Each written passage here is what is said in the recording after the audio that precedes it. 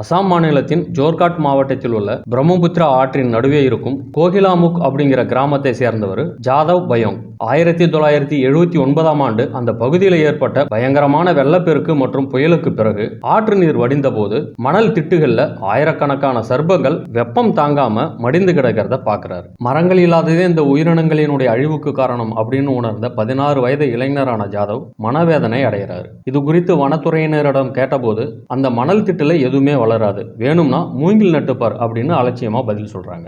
அவருக்கு யாருமே உதவி செய்யாத நிலையில ஜாதவ் பயோங் அந்த கிராமத்தை விட்டு வெளியேறி ஆற்றின் நடுவே இருந்த அந்த மணல் பகுதியில வசிக்க தொடங்குறாரு. ஆரம்பத்துல அங்கு மூங்கில் கன்றுகளை நட்டு தனது வேலையை ஆரம்பிக்கிறாரு. அதன் பிறகு மற்ற மரக்கன்றுகளையும் நட ஆரம்பிச்ச அவரு மணல் பாங்கான மண்ணை வளமாக்கணும் அப்படிங்கிறதுக்காக தனது கிராமத்திலிருந்து சிவப்பு எறும்புகளை மூங்கில் கூடைகள்ல எடுத்துக்கிட்டு போறாரு. எறும்புகள் கடிக்காம இருக்கவும் அவை சிதறி போகாமல் இருக்கவும் அந்த எறும்புகள் முட்டையிட்டு வைத்திருக்கும் இலைகளோட, அதாவது அவற்றின் கூடுகளை மண்ணோடு சேர்த்து சேகரித்து படகுகள் மூலம் அந்த மணல் திட்டுக்கு எடுத்துக்கிட்டு போறாரு. அந்த எறும்புகள் எல்லாம் காய்ந்த இலைகளை சிதைத்து மண்ணை மென்மையாக்க ஆரம்பிக்குது. மேலும் எறும்புகள் மண்ணை துளைப்பதன் மூலமா காற்று உள்ளே சென்று அந்த மணல் விவசாயத்துக்கு ஏற்ற வளமான நிலமா மாறுது. செடிகளுக்கு தண்ணீர் ஊற்றணும் அப்படின்னு பெரிய பானைகள்ல சிறிய துளைகளிட்டு சொட்டு நீர் பாசன முறையில அவற்றை பராமரிக்க ஆரம்பிக்கிறார். சுமார் 30 ஆண்டுகள் அவர் செய்த இந்த பணி ஆரம்பத்தில் அவரது கிராம மக்களுக்கோ வெளி உலகுக்கோ யாருக்குமே தெரியல. ஒருமுறை 2008ஆம் ஆண்டு சுமார் 115 யானைகள் கொண்ட ஒரு கூட்டம் கோகிலாமுக் கிராமத்து விளைநிலங்களுக்குள்ள புகுந்து